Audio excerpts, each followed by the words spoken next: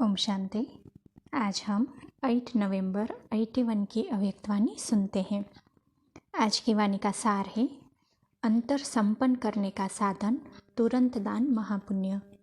गुणों के सागर अव्यक्त बाप दादा बोले। आज बाप दादा सवेरे प्रातः काल के वतन की बाप दादा दोनों के रू रिहान के चित्रों सहित कहानी सुनाते हैं। कहानी सुनने में सबको रुचि होती है ना। तो आज की कहानी क्या थी? ब्रह्मा बाप वतन के बगीचे में सैर कर रहे थे। सैर करते हुए सामने कौन थे? बाप के सामने सदा कौन रहते हैं? यह तो सभी अच्छी तरह से जानते हो ना। बाप बच्चों की माला स्मरण करते। कौन सी माला? गुण माला। तो ब्रह्मा बाप गुण माला स्मरण कर रहे थे। शिव बाप ने ब्रह्मा से पूछा, क्या स्मरण कर रहे हो? ब्रह्मा बाप बोले, जो आपका काम सो मेरा काम। बच्चों के गुण मालाओं को देख रहे थे। शिव बाप पूछे, क्या क्या देखा? क्या देखा होगा? कई बच्चों की सिर्फ नेकलेस के माफिक माला थी और कई बच्चों की पांव तक लंबी माला थी। कई बच्चों की कई लड़ियों की माला थी। कई बच्चे इतनी मालाओं से सजे हुए थे जैसे मालाएं उनकी ड्रेस बन गई थी। ब्रह्मा बाप वैरायटी गुण मालाओं से सजे हुए बच्चों को देख देख हर्षित हो रहे थे। आप हर एक अपनी गुणमाला को जानते हो? कितने सजे हुए हो? यह अपना चित्र देखते हो? ब्रह्मा बाप चित्र रेखापन चित्र खींच रहे थे, अर्थात चित्र में तकदीर की रेखाएं खींच रहे थे। आप स्वयं भी स्वयं का चित्र अर्थात तकदीर की तस्वीर खींच सकते हो ना। फोटो खींच सकते हो ना।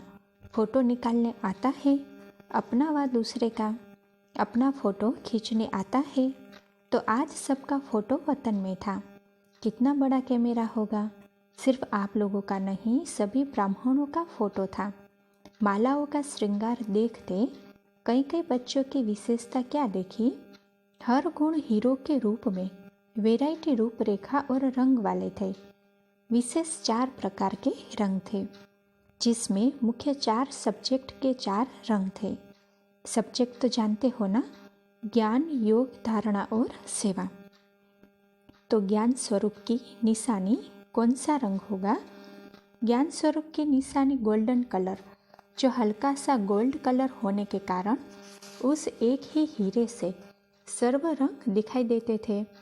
एक ही हीरे से भिन्न भिन्न रंगों की किरणें के माफिक चमकती दिखाई देती थी। दूर से ऐसे अनुभव करेंगे जैसे सूर्य चमक रहा है, और यह उससे भी सुंदर सूर्य, क्योंकि सर्व रंगों की किरणें दूर से ही स्पष्ट दिखाई देती थी। चित्र सामने आ रहा है ना, कैसे चमक रहा है हीरा। फिर है याद की निशानी। यह तो सहज है ना। याद में यहाँ भी बैठते हो तो क्या करते हो? लाल रंग। लेकिन इस लाल रंग में भी गोल्डन रंग मिक्स था, इसीलिए आपकी इस दुनिया में वह रंग नहीं है। कहने में तो लाल रंग आएगा। धारणा की निशानी सफ़ेद रंग, लेकिन सफ़ेद में भी जैसे चंद्रमा की लाइट के बीच सुनहरी रंग मिक्स करो या चांदनी के रंग में हल्का सा पीला रंग ऐड करो तो दिखाई चांदनी जैसा देगा, लेकिन हल्का सा सुनहरी होने के कारण उसकी चमक और ही सुंदर हो जाती है। यहाँ वह रंग बना नहीं सकेंगे, क्योंकि वे चमकने वाले रंग है। कितनी भी ट्रायल करो, लेकिन वतन के रंग यहाँ कहाँ से आएंगे। फिर है सेवा की निशानी हरा रंग। सेवा में चारों ओर हरियाली कर देते हो ना। कांटों को जंगल को फूलों का बगीचा बना देते हो। तो अभी सुना 4 रंग कौन से है? इन 4 रंगों के हीरो से सजी हुई मालाएं सबके गले में थी। इसमें भिन्न भिन्न साइज और चमक में अंतर था। कोई की ज्ञान स्वरूप की माला बड़ी थी तो कोई की याद स्वरूप की माला बड़ी थी, और कोई कोई की 4 ही मालाएं थोड़े से अंतर में थी। जिन्हों की 4 ही रंगों की अनेक मालाएं थी, वह कितने सुंदर लगते होंगे। तो बाप दादा सबके रिजल्ट मालाओं के रूप में देख रहे थे। दूर से हीरे जैसे चमक रहे थे, जैसे छोटे छोटे बल्बों की लाइन। यह था चित्र। अब इस चित्रों द्वारा रिजल्ट देख ब्रह्मा बाप बोले, समय की रफ्तार प्रमाण सर्व बच्चों का श्रृंगार संपन्न हुआ है, क्योंकि रिजल्ट में तो अंतर था। तो इस अंतर को संपन्न कैसे करें? ब्रह्मा बाप बोले, बच्चे मेहनत तो बहुत करते हैं, मेहनत के साथ सबकी इच्छा भी है, संकल्प भी करते हैं, बाकी क्या रह गया? जानते हो ना सब। नॉलेजफुल तो बन गए हो, तो बताओ क्या अंतर रह जाता है जिससे कोई की नेकलेस, कोई की पाँव तक लंबी मालाएं, वह भी अनेक मालाएं, सुनते भी एक हो, सुनाते भी एक हो, विधि भी सबकी एक है और विधाता भी एक है, विधान भी एक है, बाकी क्या अंतर रह जाता है? संकल्प भी एक है, संसार भी एक है, फिर अंतर क्यों?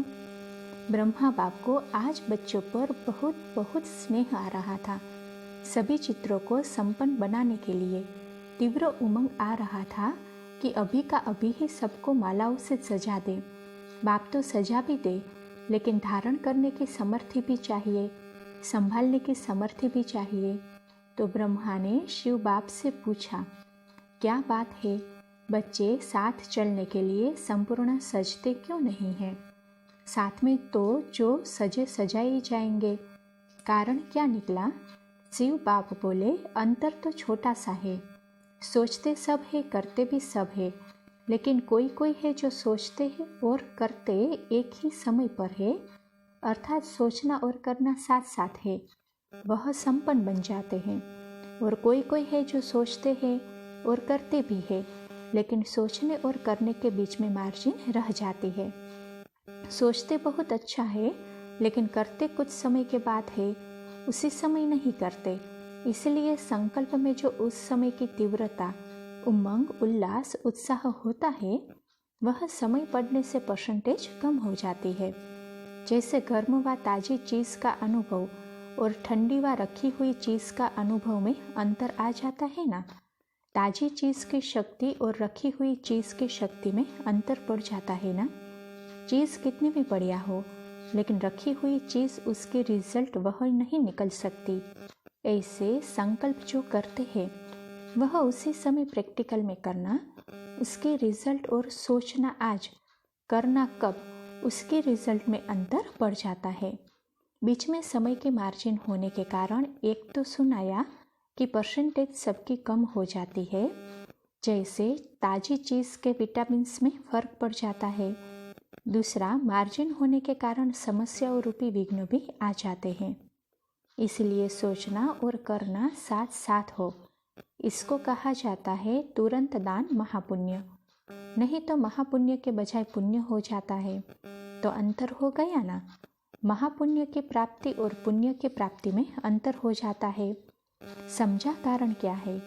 छोटा सा कारण है, करते भी हो, सिर्फ अब के बजाय कब करते हो, इसीलिए मेहनत ज़्यादा करनी पड़ती है। तो ब्रह्मा बाप बच्चों से बोले, अब इस कारण का निवारण करो। सुना आज की कहानी, दोनों बाप के बीच की कहानी। अब क्या करेंगे? निवारण करो। निवारण करना ही निर्माण करना हो जाएगा। तो स्व में भी नव निर्माण और विश्व में भी नव निर्माण। अच्छा, ऐसे सदा सजे सजाए, सोचना और करना समान बनाने वाले, सदा बाप समान तुरंत दानी महापुण्य आत्माएं, दोनों बाप के शुभ इच्छा को पूर्ण करने वाले, ऐसे संपन्न आत्माओं को बाप दादा का याद प्यार और नमस्ते। टीचर्स के साथ मुलाकात है। सेवाधारी अमृत वेले से लेकर रात तक सेवा के स्टेज पर हो। अगर आराम भी करते हो तो भी स्टेज पर हो। स्टेज पर भी सोने का पाठ बजाते हो ना। सबकी नज़र होती है कैसे सोए हुए हैं। इसी रीति सेवाधारी अर्थात 24 घंटे स्टेज पर पाठ बजाने वाले, तो हर कदम हर सेकंड सारे विश्व के आगे है सेवाधारी। सदा हीरो पाठधारी समझ करके चले। सेंटर पर नहीं बैठे हो, लेकिन स्टेज पर बैठे हो, विश्व की स्टेज पर। तो इतना अटेंशन रहने से हर संकल्प और कर्म स्वतः ही श्रेष्ठ होंगे ना। नेचुरल अटेंशन होगा। अटेंशन देना नहीं पड़ेगा, लेकिन रहेगा ही, क्योंकि स्टेज पर होना और सदा अपने को पुण्य आत्मा समझो। तो पुण्य आत्मा अर्थात पावन आत्मा कल्प कल्प पूज्य है। पूज्य समझने से संकल्प और स्वप्न भी सदा पावन होंगे। तो ऐसा नशा रहता है। वैसे भी सेवाधारी मेजोरिटी कुमारियाँ है। कुमारियाँ डबल कुमारियाँ हो गई, ब्रह्मा कुमारी भी और कुमारी भी, तो कितनी महान हो गई। कुमारी की अब 84वें अंतिम जन्म में भी चरणों की पूजा होती है, तो इतनी पावन बनी हो तब इतनी पूजा हो रही है। कुमारियों को कभी भी झुकने नहीं देंगे। कुमारियों के चरणों में सब झुकते हैं, चरण धोकर पीते हैं। तो वह कौन सी कुमारियाँ है? ब्रह्मा कुमारियाँ है ना। तो सेवाधारी ऐसी श्रेष्ठ आत्माएं हो। किसी की पूजा हो रही है? आप लोगों की। गीत भी है ना, पूजा होती है घर घर में, इसलिए बोलो हमारी पूजा होती है। बाप दादा भी देखो नमस्ते करते हैं ना। तो इतनी पूजा हो तब तो बाप भी नमस्ते करते हैं। इसे स्मृति स्वरूप में रहने से सदा वृद्धि होती रहेगी। अपनी भी और सेवा के भी सब विघ्न खत्म हो जाएंगे। इसी स्मृति में सब विशेषताएं भरी हुई है। अच्छा, पार्टियों के साथ अव्यक्त बाप दादा की मुलाकात। पहला, जीवन की अनेक समस्याओं का हल, तीर्थ स्थान की स्मृति। भाग्य विधाता की भूमि पर पहुंचना यह भी बहुत बड़ा भाग्य है। यह कोई खाली स्थान नहीं है, महान तीर्थ स्थान है। वैसे भी भक्ति मार्ग में मानते हैं कि तीर्थ स्थान पर जाने से पाप खत्म हो जाते हैं, लेकिन कब होते हैं, कैसे होते हैं, यह नहीं जानते हैं। इस समय तुम बच्चे अनुभव करते हो कि इस महान तीर्थ स्थान पर आने से पुण्य आत्मा बन जाते हैं। यह तीर्थ स्थान की स्मृति जीवन की अनेक समस्याओं से पार ले जाएगी। यह स्मृति भी एक तावीज़ का काम करेगी। जब भी याद करेगा तो यहाँ के वातावरण के शांति और सुख आपके जीवन में इमर्ज हो जाएगा। तो पुण्य आत्मा हो गए ना। इस धरनी पर आना भी भाग्य की निशानी है, इसीलिए बहुत बहुत भाग्यशाली हो। अब भाग्यशाली तो बन गए, लेकिन सौभाग्यशाली बनना व पद्मा पदम भाग्यशाली बनना यह आपके हाथ में है। बाप ने भाग्यशाली बना दिया। यही भाग्य समय प्रति समय सहयोग देता रहेगा। कोई भी बात हो तो मधुबन में बुद्धि से पहुंच जाना, फिर सुख और शांति के झूले में झूलने का अनुभव करेंगे। अच्छा, दूसरा, स्वदर्शन चक्रधारी की निशानी। सफलता स्वरूप सभी अपने को स्वदर्शन चक्रधारी समझते हो। बाप की जितनी महिमा है उसी महिमा स्वरूप बने हो। जैसे बाप के हर कर्म चरित्र के रूप में अभी भी गाए जाते हैं, ऐसे आपके भी हर कर्म चरित्र समान हो रहे हैं। ऐसे चरित्रवान बने हो। कभी साधारण कर्म तो नहीं होते हैं। जो बाप के समान स्वदर्शन चक्रधारी बने हैं, उनसे कभी भी साधारण कर्म हो नहीं सकते। जो भी कार्य करेंगे उसमें सफलता समाई हुई होगी। सफलता होगी या नहीं होगी, यह संकल्प भी नहीं उठ सकता। निश्चय होगा सफलता हुई पड़ी है। स्वदर्शन चक्रधारी मायाजीत होंगे। मायाजीत होने के कारण सफलता मूर्त होंगे, और जो सफलता मूर्त होंगे वह सदा हर कदम में पद्मा पदम पति होंगे। ऐसे पद्मा पदम पति अनुभव करते हो। इतनी कमाई जमा कर ली है जो 21 जन्मों तक चलती रहे। सूर्यवंशी अर्थात 21 जन्म के लिए जमा करने वाले, तो सदा हर सेकंड में जमा करते हो। अच्छा, तीसरा, चैतन्य दीपमाला के दीपकों का कर्तव्य है अंधकार में रोशनी करना। अपने को सदा जगे हुए दीपक समझते हो। आप विश्व के दीपक, अविनाशी दीपक हो, जिसका यादगार अभी भी दीपमाला मनाई जाती है। तो यह निश्चय और नशा रहता है कि हम दीपमाला के दीपक हैं। अभी तक आपकी माला कितनी सिमरन करते रहते हैं। क्यों सिमरन करते हैं? क्योंकि अंधकार को रोशन करने वाले हो। स्वयं को ऐसे सदा जगे हुए दीपक अनुभव करो, टिमटिमाने वाले नहीं। कितने भी तूफान आए, लेकिन सदा एक रस अखंड ज्योति के समान जगे हुए दीपक। ऐसे दीपकों को विश्व भी नमन करती है, और बाप भी ऐसे दीपकों के साथ रहते हैं। टिमटिमाते दीपक के साथ नहीं रहते।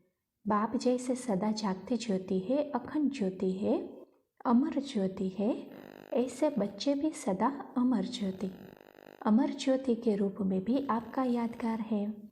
चैतन्य में बैठे अपने सभी जड़ यादगारों को देख रहे हो, ऐसी श्रेष्ठ आत्माएं हो। अच्छा, ओम शांति।